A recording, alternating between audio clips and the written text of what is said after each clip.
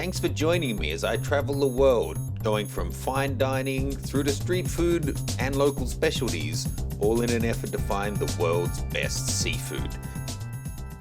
Hey folks, welcome back for another episode of World's Best Seafood. Today we're going to another fine dining Cantonese restaurant. This time it's the Chairman in central Hong Kong. This place was ranked number 19 in Asia of all restaurants last year and jumped up to spot number 1 this year. I don't know if that means that 18 great restaurants closed due to COVID or what, but I've got high hopes. The menu looks really fantastic. Hopefully it's great food and traditional but modern mix rather than the last fine dining we went that was just a weird mix of French and Chinese and we didn't enjoy it at all. So we're going for the executive lunch set. We booked like a month ago to find a table. This was the only date they had, so fingers crossed, it's great. Now, a quick word to the wise, the executive lunch menu is a much better deal than the dinner menu. The waiter was telling us that it's the exact same food but slightly smaller portions, and looking at the main menu compared to this, which was the lunch menu, it looks like it's about half price or maybe even better.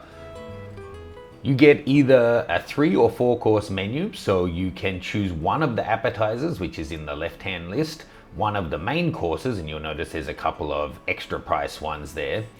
Everything comes with the soup of the day, and then it's optional dessert. That's the difference in pricing.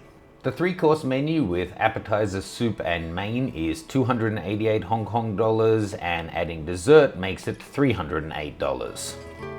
Now admittedly that's not a bargain, but for the best restaurant in Asia that works out to about $37 or $40 US for the 3 or 4 course options.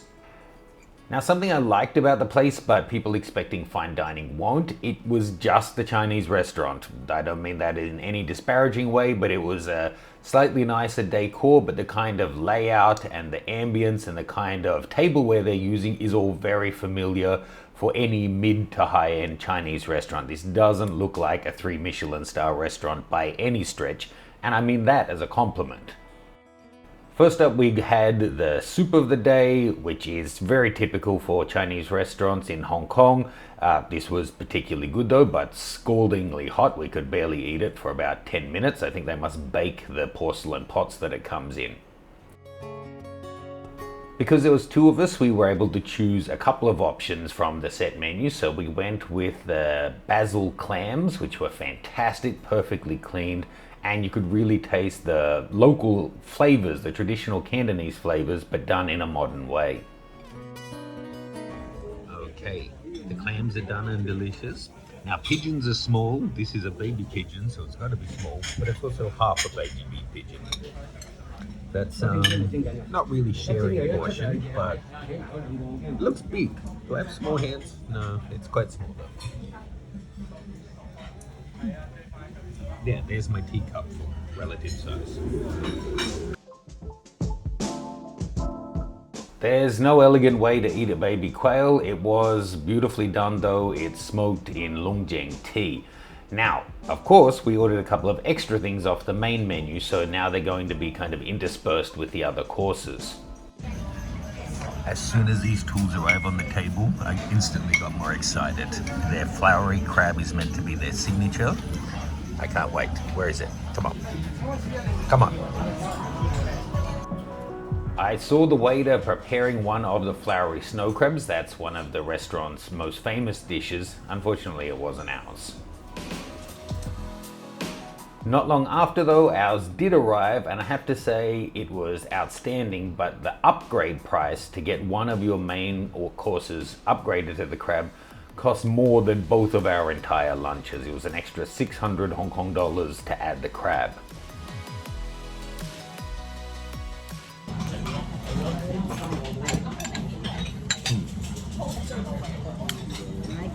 I do like it. I think if you were, Muslim and couldn't drink, not all the alcohol is cooked off in that. Sometimes you just get the fragrance, but this one definitely you still get a little punch in there.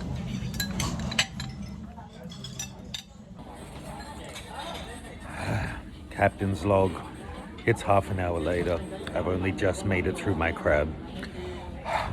There was quite a bit of meat in such a small crab, but the shell's so thin and finicky, it was just...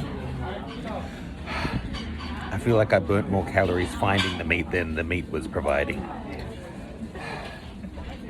Next up, we should have some prawns, chicken and beef to replenish my energy with minimal effort. Struggle is real. Here's the sweet and sour prawn I ordered extra.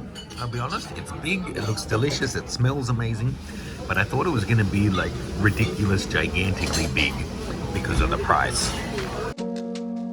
By ridiculously priced, you actually order the prawns per prawn, and they were 148 Hong Kong dollars each, which works out to be like 16 or 18 US dollars for a single prawn. They were perfectly cooked, perfectly fresh. The sauce was amazing, but still, that's like the price of a small Boston lobster. 2 thumbs up for the prawn. Love that. On to even easier to eat and more filling food. This is the beef brisket in I think it was a pepper sauce, and their version of soy sauce chicken. Now, both of the dishes were great. Soy sauce chicken is a dish you'll find at every Cantonese restaurant. It was fantastically well done, but the chicken itself wasn't amazing quality, but the sauce was outstanding. You have to have it with the white rice.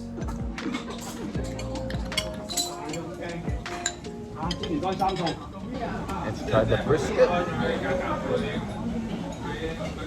The beef brisket came on tofu skin or tofu curd, and it was perfect. I never actually had that quite cut of brisket or had it with the tendon still on the side. The shape of it was really interesting. I went to town on it. There was a fantastic balance. There was a lot of food, more than most people would want at lunchtime. But as I say, I think it worked out to about half or less of what it would have cost at dinner time. Well, as the empty bowls will tell you, these were both outstanding. I am stuffed, but these were just great additions. So checking out the damage, the 2 tiger prawns cost as much as 1 entire set, the crab $5.88, the 2 lunch courses $5.76, the soy sauce chicken $1.88, and to be fair, that's about what you pay for half a chicken at a good restaurant, but this was more like a third or a quarter of a chicken. With the 10% service charge comes in at 1,813 Hong Kong dollars. Which, as I'm doing the calculation now, is actually an eye-watering 230 US dollars. If we hadn't gone for all of those upgrades, however, we would have been looking at like an $80 lunch for 2 people.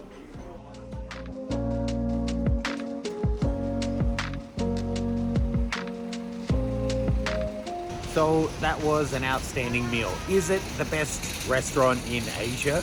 It's really hard to say. Being on a street like this with trolley men walking past, leaving the restaurant, there's just trucks parked there.